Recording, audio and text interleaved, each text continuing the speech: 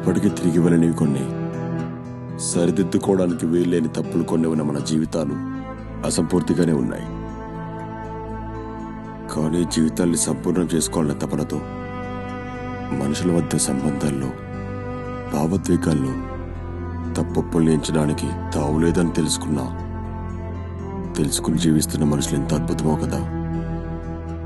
అటువంటి మనుషుల వల్ల ఈ ప్రపంచం ఎంత అందంగా ఉంది కదా.